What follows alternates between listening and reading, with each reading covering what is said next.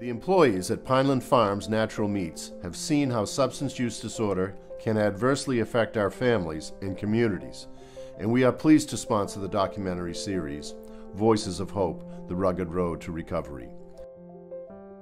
We applaud the people who bravely tell their stories, which help us better understand the disease model of addiction, while also identifying positive routes for recovery.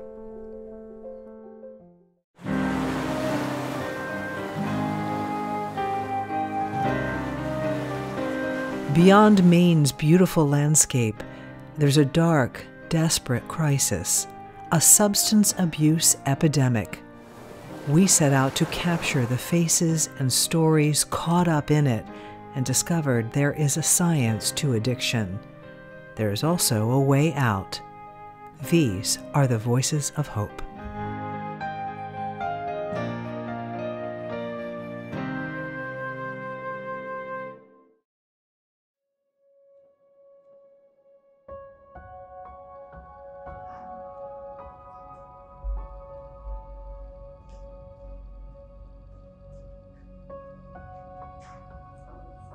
The first time I ever tried alcohol, I knew that I wasn't supposed to be drinking it as a 12-year-old, and maybe a piece of me thought that that must mean it's pretty good if it's restricted.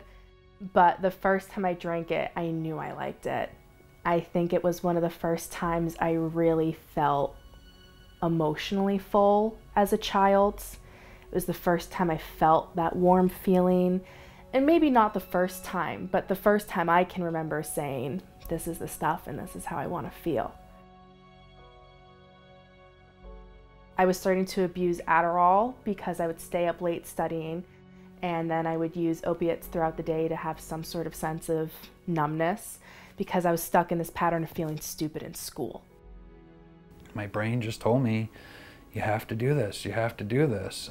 It didn't seem like there was an alternative.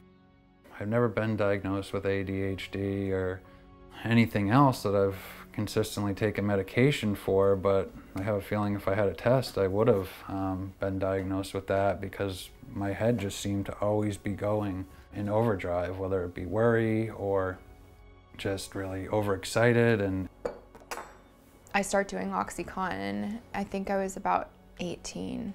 And by 19, I had gone to treatment for the first time. By the age of 23, I was an IV heroin user. I took a hit. I coughed. I didn't like it. It was really gross.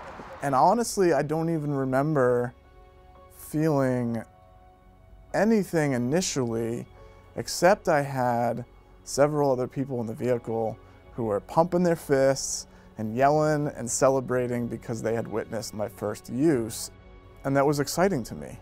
And here I am, an hour after taking my first hit of a joint, and I find myself in the car heading to go purchase my first bag of marijuana of my own.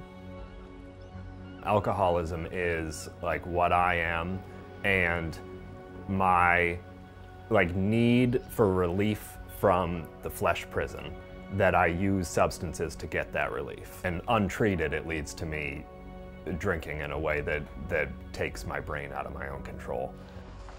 I remember sitting in school and watching the documentaries on, heroin addicts and alcoholics and stuff like that. And I remember sitting in health class, drinking alcohol out of a water bottle in high school, laughing at those people, Fast forward, I'm now one of those people.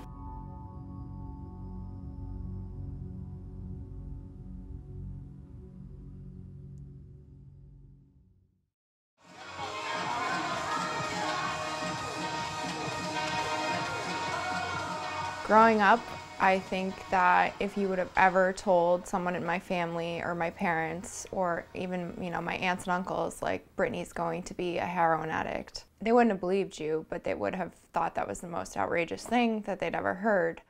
I was really a vibrant young girl. I went to school, I loved school, I loved sports, I loved hanging out with my friends. I was sort of always in the smart kid crowd. I was also I played sports, but I always felt like I was like sort of tangentially involved in a lot of different groups, cliques of people, but wasn't really, like, didn't really belong in any of them.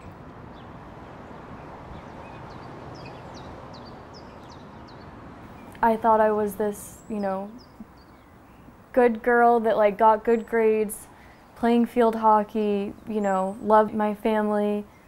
I live in like a suburban neighborhood, and now I'm 17 years old. It's like my last year of high school. That's supposed to be a fun year, and I'm on probation, trying to not drink and use drugs because I could go to a youth center. It just was like crazy to me how that happened. But in the moment, it didn't feel crazy. I didn't even think anything of it. I was just like, this is everyone else's fault. So by senior year, on the outside, I'm still holding it together. I'm in all AP classes, level 1 classes. I'm a 3-season captain. I have a pretty decent future ahead of me. But what my family doesn't know, what most people don't know, is that as soon as I leave the soccer field, I'm getting high. Right before school, I'm getting high. During school, I'm getting high. After school, I'm getting high. And I'm pretty much, my existence is doing all those things successfully while I'm getting high. I grew up playing a lot of sports, a lot of like after-school activities, somewhat of a social, outgoing person, made a lot of friends, and for some reason I always just felt out of place. Always felt like I was different, not worse or better than other people, just different. No matter what crew of people I hung around with, I just felt different. I felt like an outsider at all times. I remember that feeling from a very young age for some reason. I never knew what that was. Now I know that that was my addiction.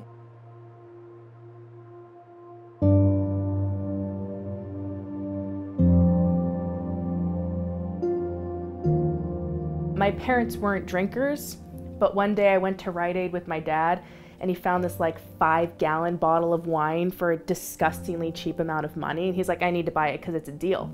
He never even drank, but he needed it in the house. And so I had started taking sips of that, and immediately I was like, I like how I feel. This feels good. This feels like I don't have to be myself or sit still because I'm putting disgusting red wine in my orange juice when I'm 12. By the time I was 13, I had started smoking weed, and I had started stealing my dad's medication. So I had a good candy bucket of opportunity there. So by the time I was 14, I had been abusing so many opioids from my dad's medication that I got jaundice in my hands my freshman year, and I walked around with my hands being yellow. And I didn't realize how scary that was until recently.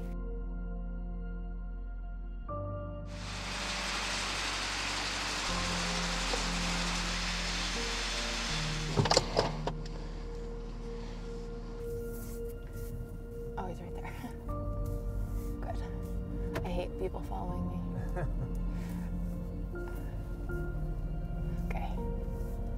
At around 14, I started drinking, and I didn't know it then, but I did notice that I was a little bit more preoccupied with the alcohol than my friends were. Meanwhile, I'm still like a straight A student, top of my class, avid soccer player, student council, all the things that would have led you to believe that I wasn't internally struggling at all. When I would drink, I would black out, I would go crazy, I would have like freakouts. I remember my mom saying one time that a couple of the run-ins I had with my parents that I was literally like possessed under the influence of alcohol. And I liked to drink, but I didn't like that. My junior year of high school, my boyfriend at the time went to get Advil or something, just like very innocently out of the cabinet. And he said to me, hey, do you know your dad has a bottle of like 300 Vicodin in there? We decided that day, and you know, we each took a pill, and for him, it ended that way. It ended there. And for me, it was this moment of, this is how I want to feel, like every moment for the rest of my life, and whatever that looks like, I'm going to make sure that I can do that. My drinking initially, it worked for me. Like, this is a thing I hear a lot of other addicts talk about too. It absolutely worked for me. I loved alcohol. What it did for me in college, it helped me socialize. It helped me feel confident. It helped me feel funny, even though I probably wasn't any funnier that way. So it worked for quite a while. And the problem was, over time, I used it more and more, and it worked less and less. But I couldn't see that.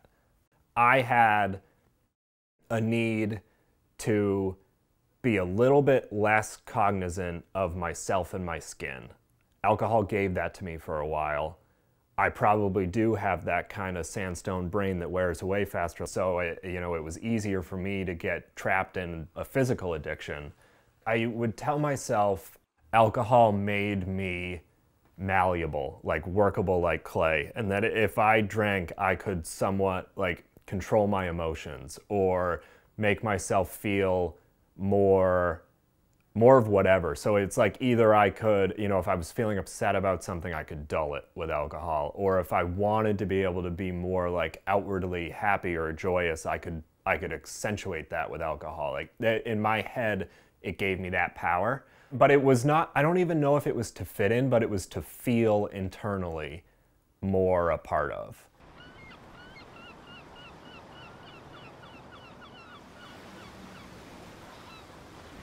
Some of the reasons kids use has to do with their friends, wanting to be accepted, experimenting, they're curious about it.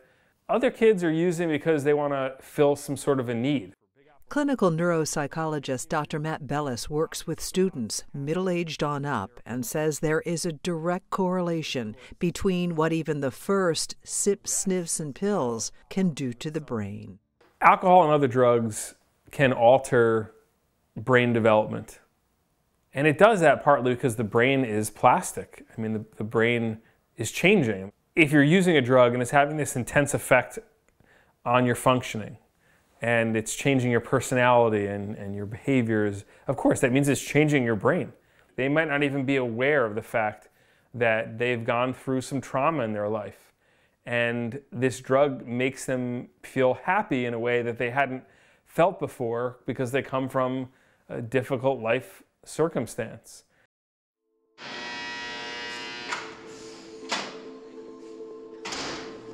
When I was about 10 and a half, I'd say that's when my, addictive behaviors started coming out that I can remember.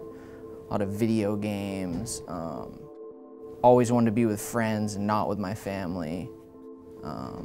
And very shortly after, I started kind of misbehaving in school. And then something drastic happened, which was my parents were getting a divorce. At the time, it flipped my world upside down. It was something I didn't want to accept. It made me feel even more different than other kids at school or at home. And it started to become kind of chaotic between my parents. Within the first couple months of them separating was when I really started acting out, stealing cigarettes from my mother, a lot of stealing. It's like I got addicted to stealing from the mall and out of my mother's purse and stuff like that, just looking for anything that would get me out of myself. And by 12 or 13, I was stealing alcohol from my parents, finding marijuana from friends, older brothers, or, other people, older people that were around that I knew smoked pot. And I remember the first time I drank, I got really sick. I didn't care for it. But the first time I had smoked pot, it was like I wouldn't say an out-of-body experience, but I just felt like everything's perfect. I just remember having this feeling like this is it, like this is like what I've been looking for. And I don't even think I realized that I was looking for anything. But once I experienced what it was like to be high, I got this overwhelming sense of like relief. And kind of looking back at it now, sure, I mean, I imagine that early high school days, you know, early teens, pretty uncomfortable in my own skin, trying to satisfy people, to be part of the popular crowd, to be a successful athlete, to be good at school, just all the normal things that people go through at that age. You know, I think once I experienced what it was like to be high, all of that fear and all of that anxiety and all of that worry just kind of faded away. And I continued to smoke weed pretty much every day after that. It became priority, it became very quickly became the norm. I felt like I couldn't get through the day without it. And I felt like normal was high, and being sober felt uncomfortable. Being a freshman in high school at 14, that's kind of when most of my friends started experimenting. I guess it was kind of like excitement of the unknown, because there's so much, don't do it, don't do it, don't do it. Well, why? I want to know why not to do it. I want to try it.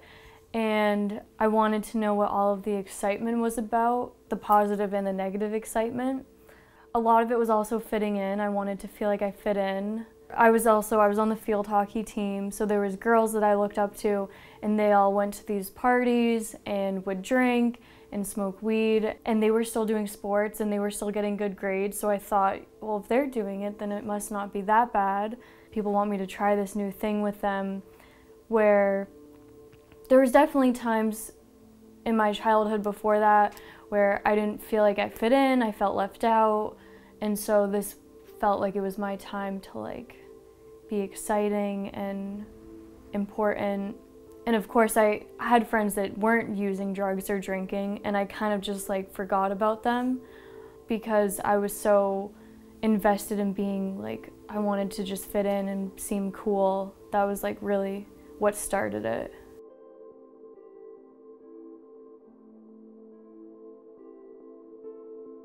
And what we see over time is people who use drugs a lot, their everyday life becomes dull, gray, listless, and they start to use drugs just to feel normal. So you have a choice. You get to choose in your life how you're going to get a high. And this is the time in your life when it's so important. Dr. Bellis's expertise puts him face to face with students in classrooms all across the country. A motivational speaker, Bellis is also a clinical neuropsychologist and expert on the science of addiction and what addiction does to the brain. But when you pursue a high with a drug, okay, you're forcing your brain into a state it doesn't naturally want to be in. And your brain responds by doing various things. First of all, your brain can become damaged if you give it too much of the chemicals. But over time, let's say you use something like weed on a regular basis, your brain responds with something called homeostasis, which is it trying to maintain balance. You force your brain into a high state, the brain reacts by putting you in a low state to try to respond to it. If you look at some of the research as to the reasons why kids use it, it's really diverse. It's varied reasons. But the kids who are using often because they feel bored, and that's about 30% of teenagers who use, are the ones that are more likely to go into harder drugs later on. So there's something about that reason for it, like, hey, I'm looking for stimulation, I'm bored, is predictive. And it may be the fact that the brain is looking for stimulation. The dopamine hypothesis of addiction basically says that you don't have enough dopamine present in your brain, so you're constantly seeking out things that it's going to increase the amount of dopamine present, and drugs will force your brain into that state. And you can imagine if you have low sort of dopamine levels before you start using, use the drug, you feel good, you're more apt to use it again because of course you want to feel good. It is much more dangerous for youth to use, partly because they are more vulnerable one, to addiction. Their sensitivity to rewards and pleasure make them more apt to get addicted to a substance, but also because they have so many years of life left. And these are drugs that can alter your development. Human beings, 200 years ago weren't living to 80, 90 years old. Now we're living long lives, but if you affect your brain's development at age 13, 14 years old, it can have really long-lasting effects. Bellis's mission is to prevent that from happening. His education module is teaching kids to literally get high on life. Here's something you should know about exercise. After 30 minutes of any exercise that gets your heart rate up, could be cycling, could be swimming, could be running, your brain releases chemicals. Do you know what they're called? Endorphins. Nice. One of those endorphins is a funny name, though. Anandamide. Anandamide gets released when you exercise for about 30 minutes or more. It improves your mood and improves your memory. Smoking weed, which, by the way, THC, the active ingredient in marijuana, looks so much like anandamide. I'll show you a picture later how similar they are. Smoking weed has the opposite effect. Do that 3 or 4 times a week as a teenager, your mood gets worse, your memory gets worse. When you do it naturally, through sports, through laughter, through meditation, what happens is your brain releases these chemicals and you feel good, but it balances the chemicals. It never releases so much of the chemicals that it damages your brain tissue.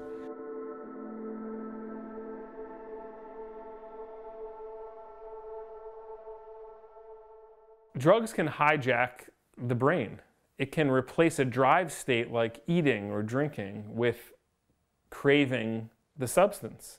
And so the first time you use, you're going to get this euphoric effect and it felt so great, this real positive experience. But eventually, at some point, it becomes a chemical dependence. You cross over from, oh, I'm experimenting, this was fun, I was with my friends, to now you are physically dependent on the chemical and your brain has figured out a way to hijack your thoughts and make you want to pursue that drug at all costs. And it really wasn't until I graduated high school, and it was really the summer beyond high school when I really started to get into OxyContin and get into the opiates, which again was an experience like no other. The first time I did it, and it kind of seems like this with every drug that I use, but the first time that I used OxyContin, for sure, it was like my true love, right? It was like, this is it. And I ran with it. By the time I was 16, I was stealing alcohol, selling it to my friends, using very hard substances, skipping school, and my decisions and my identity had become unrecognizable in the midst of what I was sacrificing to be high. Earlier on in my drinking, it didn't necessarily feel like a crutch to me, but it felt like an enhancer. And over time, it definitely turned into that. And it was probably more than a crutch. It was like a wheelchair and a dialysis machine, and it was everything. Like, I felt as if I couldn't function without it. It's like if I had to go to the grocery store, it's like, better have a drink first so we can go handle the grocery store. Addiction physician Dr. David Kispert says it's like throwing a car from first gear into fourth gear. And once it's there, it's not easy slowing down. Now, when we experience natural rewards like sex or food, that increases the activity in the reward circuitry. Now, the thing that drugs do is that they activate that same reward circuitry, but to a higher degree. They activate it higher than any natural reward would. And the more that that circuitry is activated, the higher the subjective high. I started trying Suboxone, and I had no idea what it was. It made me really sick, but I felt really good at the same time. And a few days after I had tried the Suboxone, I figured out through a couple other friends that I was using with that it was an opiate. So I started chasing the opiates, whatever it was, Vicodin, OxyContin, codeine, whatever I could steal out of a medicine cabinet at 15. That's what I wanted to do, over anything. Addiction is everywhere. Addiction touches every one of us. And that is the reason for this Voices of Hope series. through the courage of real people sharing their own stories, their struggles, darkest hours, tragic losses, and for the fortunate, their victories. Our hope is that there can be better understanding, support, compassion, and help for the millions who are right now struggling with their own substance use disorders and addictions. If you or someone you know needs help right now, go to the KnowYourOptions.me website. You will find immediate help that's closest to you.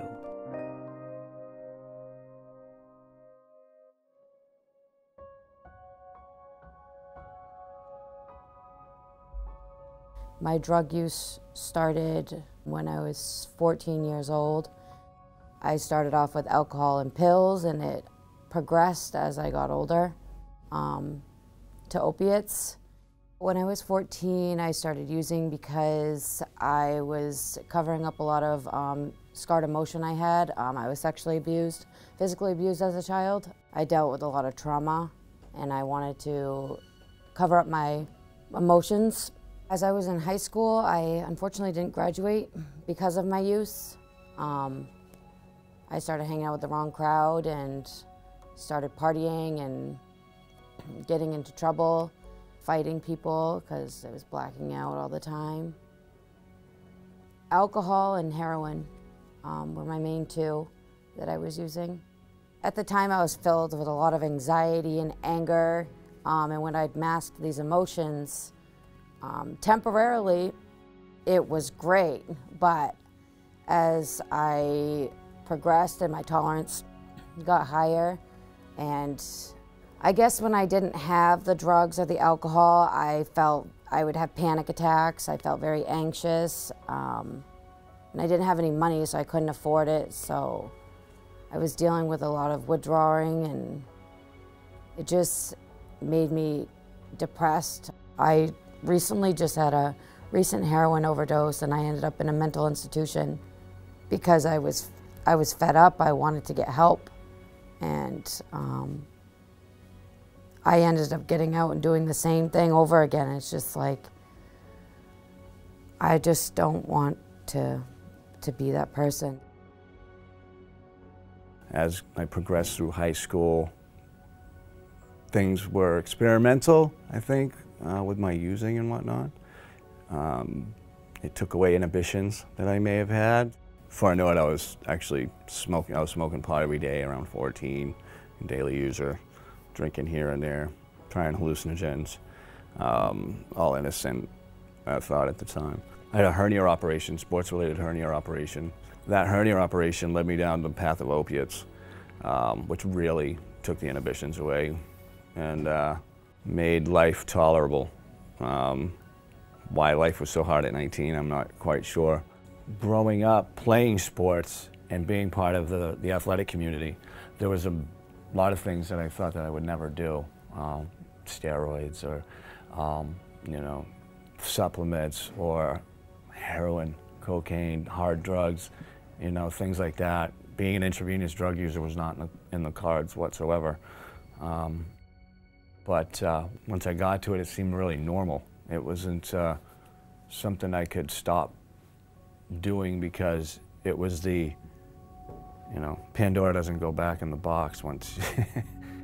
A lot of things that I said I'd never do, I ended up on that road, which leaves you a lot of guilt, fear, shame, remorse, and, you know, a whole bag of tricks with that, so.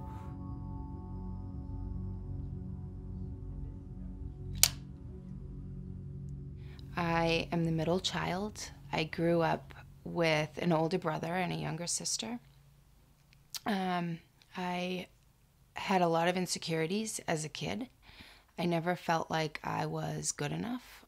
At a very early age, I discovered drugs and alcohol.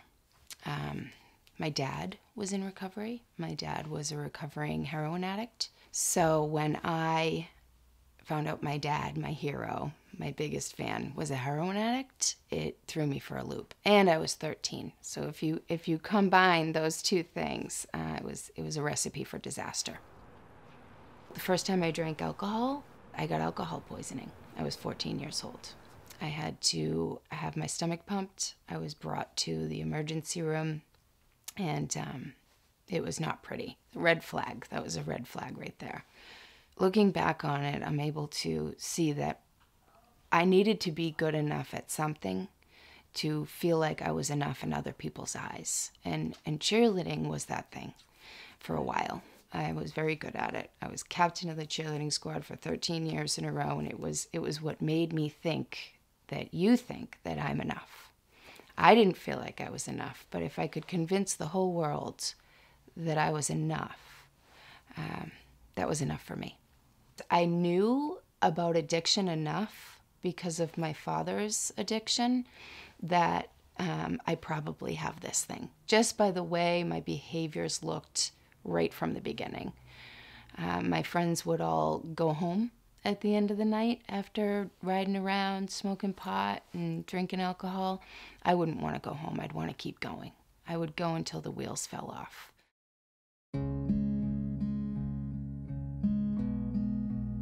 When I was younger, my father was a police officer, and that's what I wanted to be when I grew up. But growing up, I got picked on a lot in school. I was a bigger girl. You know, I started like dressing different, and I didn't really get along with anybody in school. Started hanging out in a tougher crowd.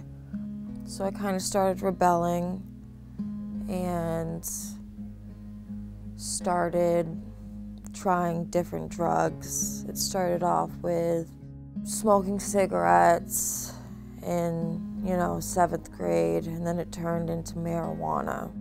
And then eventually it turned into huffing. Anything I could find as far as putting, air freshener and then air duster.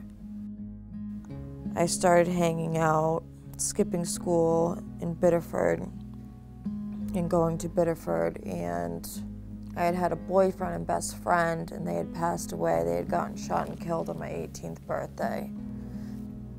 So that was really traumatizing, and a lot of us haven't really been the same since then. A lot of us have been doing drugs. A lot of us became alcoholics. Yeah, I haven't really been the same since then.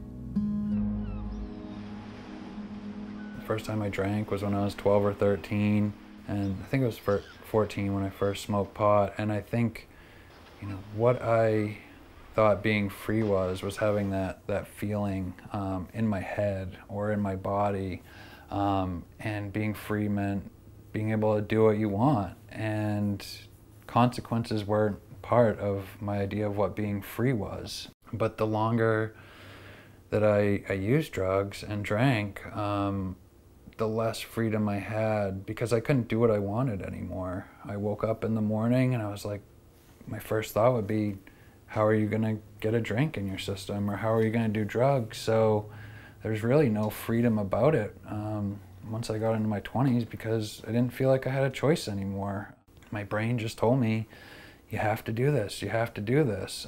It didn't seem like there was an alternative. But I also remember right before college, my biggest fear was not being able to get alcohol or drugs. So I got on a plane and headed down to Florida and had 3 different kinds of drugs with me. And looking back now, I was putting myself in these really dangerous situations from a very young age, situations I really had no business being in, but I could always just downplay it and say it's no big deal. Everybody's doing it. And I look back now and that wasn't the truth. Everybody wasn't doing it. There were some people doing it. The people I surrounded myself with were doing it, but definitely not everybody.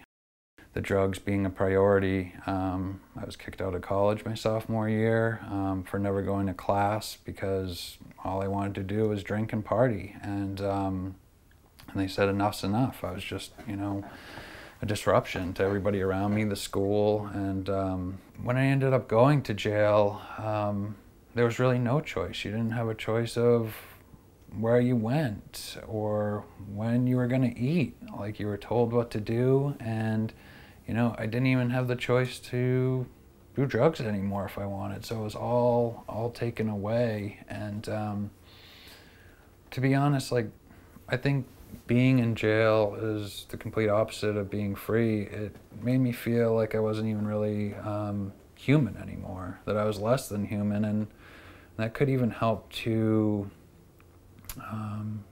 damage the way I felt about myself or my self-esteem. According to the most recent numbers from the National Institute on Drug Abuse, most people use drugs for the first time when they are teenagers.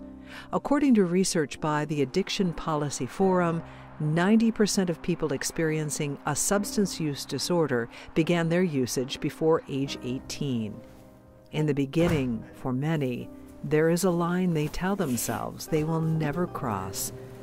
I will do this, but I will never do that. Substance use disorder, however, is a slippery slope.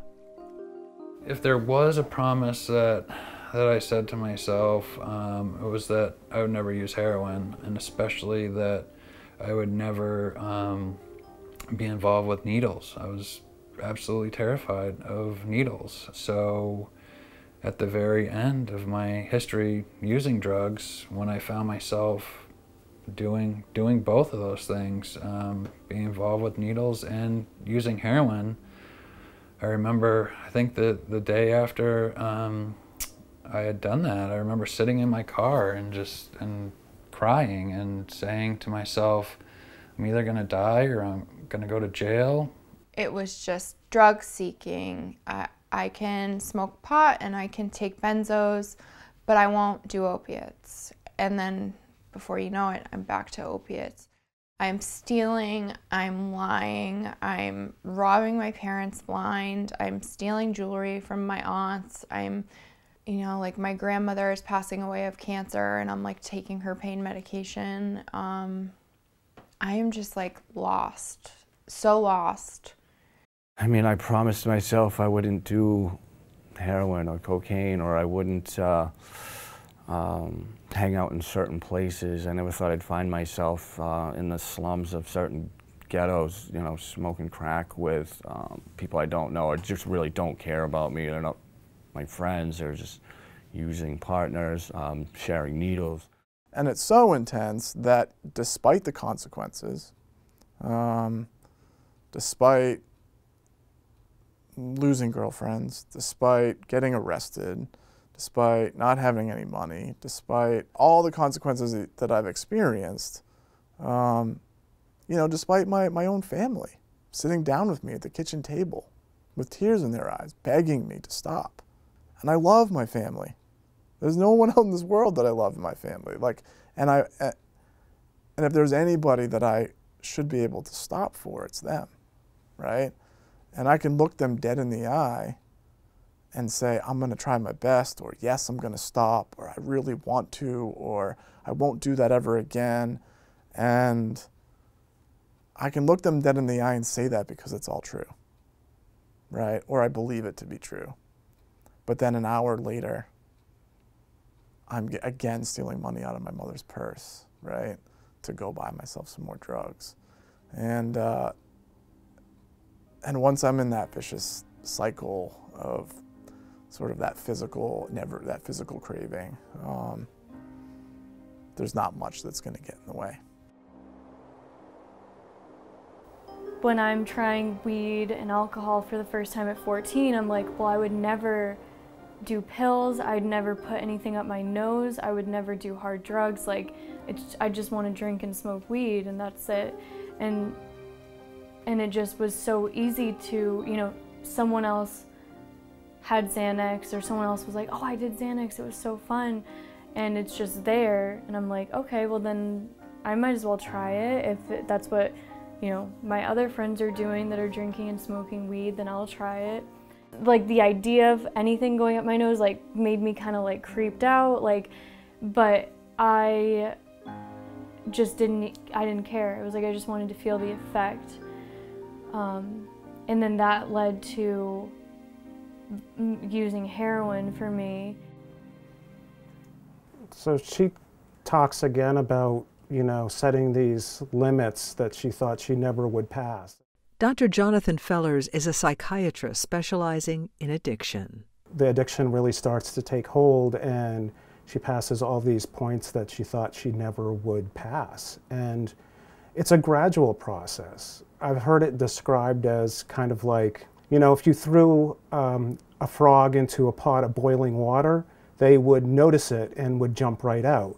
But what's happening in addiction is it's like that frog is in the big pot and you're slowly turning on the heat, and the heat is starting to go, and it takes a long time, and it's a gradual transition as it heats up, and then by the time it's boiling, it's already too late.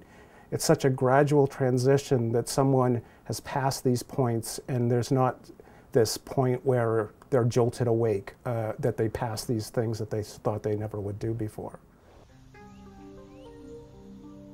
But it kind of like slowly lured me in. You know, it became slowly more attractive as I learned that, you know, the frequency and the abundance, that it was around and people were doing it, and that it was sort of attached to fun and partying, and, you know, and there was, eventually it became sort of interesting to me. Even though I knew it was wrong. I didn't think I'd ever become addicted to heroin and cocaine several years later. And despite knowing it's wrong, Dr. Kispert says the pull to drink or take drugs is often stronger. So it really sets the stage here. He's experienced it once, and now all of a sudden, you know, he taps into a feeling that he's never experienced before, and before you know it, this is kind of the stage of addiction where things kind of start to hit a slope, a downward slope. The truth is like, I don't know how to approach life without drugs and alcohol. The second that I found drugs and alcohol as my solution, I stopped functioning as an adult. I stopped knowing how to do things for myself. I stopped wanting to. I always told myself that it would just be alcohol, then alcohol turned into pills, pills turned into heroin, and I thought I would never be that person. My addiction took a turn for the worst, and I started smoking crack cocaine, and I started using IV heroin. My addiction and my lifestyle had completely shifted into something that was completely unacceptable to me. It was a disgusting way to live, and I hated myself. I absolutely despised myself, and I was a daily drug user who could not use drugs. It controlled me. It went from pills to harder things to needles. And I told myself I would never use needles, and not too long after that, that's what I was using. And that's very common, that someone will start with one substance and perhaps move on to another substance. You know, different substances do have different addiction liability, which means some things are more addictive than others. You know, so cannabis is 1 out of 11, maybe alcohol is 1 out of 6. So these are general numbers. Cocaine and heroin are 1 out of 3. So 1 out of 3 people who try them will become addicted to it. That's pretty high. And then the highest one is cigarettes. Cigarettes, 1 out of 2 people who try them will become addicted to cigarettes. Dr. Fellers says chemical substances can be incredibly addictive, and the way they are ingested plays a big role in determining the degree of addiction. Once someone changes the route of administration, meaning going from swallowing pills to snorting them, what's happening is they're allowing that substance to become more addictive, because the faster on the effect of a substance and the faster off the effect, the more reinforcing and the more addictive it is. By changing the route of administration from oral to nasal, you can get higher blood levels faster, and it's just that much more rewarding. When someone has been chronically exposed to an addictive substance, and the brain alterations of decreased dopamine receptors, decreased function of the prefrontal cortex, increased stress hormones, and increased impulsivity, it's like a brain wreck.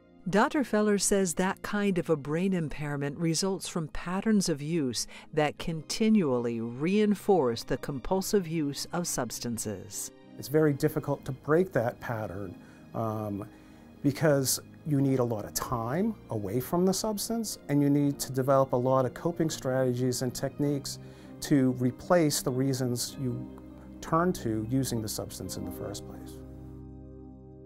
So there are 30 million different substances known to man. About 100 of them are known to be addictive. Some are stimulating, some are sedating, some cause withdrawal symptoms, some mask physical pain. The one commonality that they have is that they all affect the mesolimbic or reward system. They're all inherently rewarding, they're all inherently pleasurable. Addiction physician Kispert says that to stop the slide into dangerous drug and alcohol use, we need a healthy, functioning prefrontal cortex. Now, this is the structure of the brain that's the last to develop in young adults. It happens around the age of 25. Before that, it's growing, it's changing, and it's neuroplastic, which describes the flexible ability of the brain to change. Now, the prefrontal cortex really drives the executive function of the brain. And when I say executive function, what I'm referring to is really self-regulation and decision-making. So anytime before the age of 25, the substances that go into your body are really demonstrate the ability to change that prefrontal cortex. And if you engage in substance use before that age, you're really putting that prefrontal cortex at risk. The dopamine cells there are not firing as they normally would, and as a result, decision-making can be changed. This idea that it's never going to happen to me, I think you think the same thing about cancer, and you think the same thing about dementia, and you look at those diseases and they're distant, they're not personal. There's an element of remoteness from the disease process itself. When I was a little girl and I would, see drug addicts on the streets or hear about people's horror stories with drinking and using drugs, I never thought that, that would be me. I never thought I would go to those places, but throughout my sequence of just starting to use a little bit, just using very light substances to then using hard substances, it very quickly became who I was. It's a medical disease just like any of these other illnesses are. And it's easy to distance yourself from it, but when the drug's right in front of you, when you have the neurobiological vulnerabilities, even when you don't have those genetic factors, all it takes is one change in your brain and you're going to make a slow descent into a perilous disease process.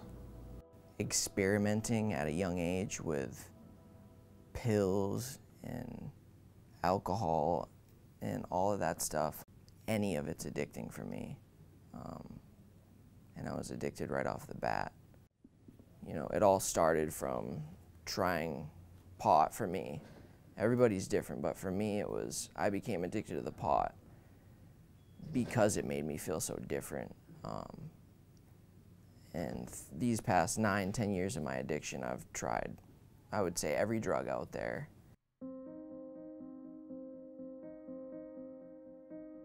I have a body that reacts differently to drugs and alcohol. Like, my body cannot handle drugs and alcohol, and I have a mind that tells me that that's okay. Like, try again. It will be different. Just one more. What I've come to learn is that people use substances differently, and people react to substances differently, right? And I oftentimes use this example, but like someone like my wife, she's what I would consider a normal drinker. She has a glass of wine from time to time. She can drink one glass of wine and has no desire to drink more. She could drink a half a glass of wine and have no interest in finishing it. I seem to physically react differently to substances than other people. And not only do I have this experience sort of internally in my mind where I think and obsess and desire more and more and more, but I really believe that I physically am experiencing a different response to these substances than other people, where I have this intense craving to use more. The human brain, researchers the globe over are searching for evidence that the link to substance use disorder is something we're born with. Can it be that the brains of those suffering from substance use disorder are different? One of the things about addiction is that it resides in a very primitive part of the brain, a part of the brain that I think is best described as the reptile part of the brain. And it's so primitive that it's before like conscious thought, really. 40 to 60% of addiction is believed to be attributed to genetics. So there's a very strong association between a family history of addiction and a personal descent into addiction. I mean, looking at neuroimaging of the brain, specifically PET scans, what they do is look at radio-labeled glucose molecules that enter the brain at different stages. And they can kind of track where in the brain is there the greatest activation or need for sugar, which is the driving molecule behind energy. And if we were able to peer into your brain and watch it function, and there's addiction in your family, there's a good chance that you're going to have less dopamine present in the pleasure center of your brain. So you're one of those people who, may be seeking out things in life to increase dopamine. And the question is, what are you seeking out? Next time, we'll explore the anatomy of the addicted brain plus the jail of addiction in the next episode of Voices of Hope here on Maine Public. The first time I tried heroin, I think from that day on, that morning when I woke up, stood on my feet and asked my mom for $20, I think that's when I was like slowly putting on those shackles and cuffs to my addiction. I guess I was searching for an escape with drugs and alcohol, but for a long time I don't think I knew what that cycle was going to look like, that I was imprisoning myself. I didn't understand that. I didn't ever know that there would be so much torment associated with the escape. The process of addiction, starts out because the drug is so rewarding in the beginning, and then it becomes like a prison sentence. You're imprisoned in your own mind. You're trapped in these compulsive behaviors that you're doing because your brain just is constantly craving the drug. Plus, what does it take to break out of the prison of addiction to recovery? As soon as I was willing to reach out and ask for a little bit of help, people were there. I just had to take the first step and do it because nobody was ever really able to help me until I was a little bit willing to accept that help.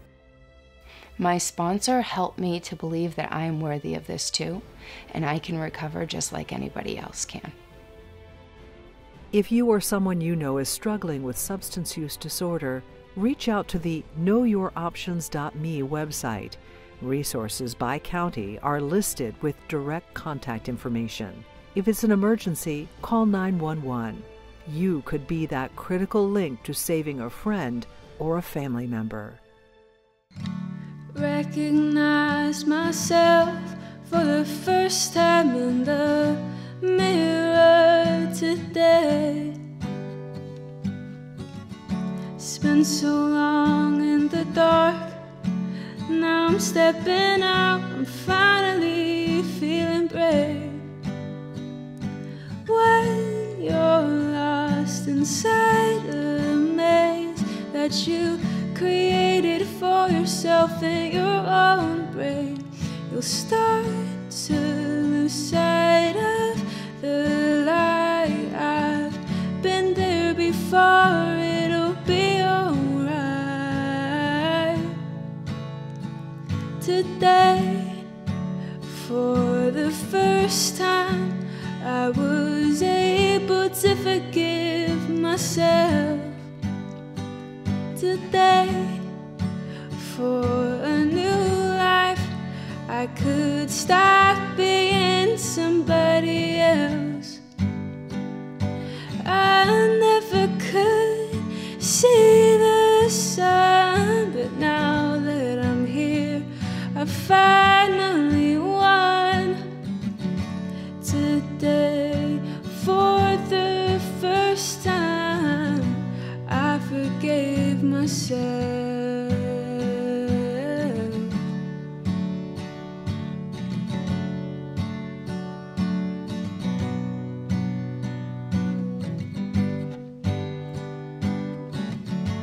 Back on my feet for the first time since they made me think lesser of me.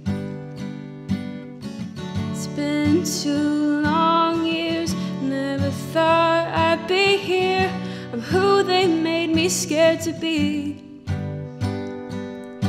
I never could see the sun, but now that I'm here, I finally won today. For the first time, I forgave myself.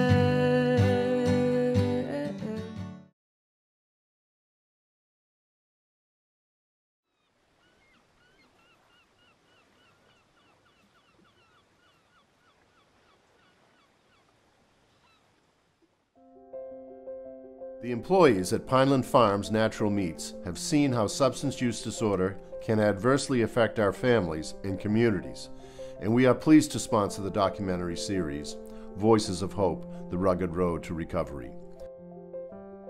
We applaud the people who bravely tell their stories, which help us better understand the disease model of addiction, while also identifying positive routes for recovery.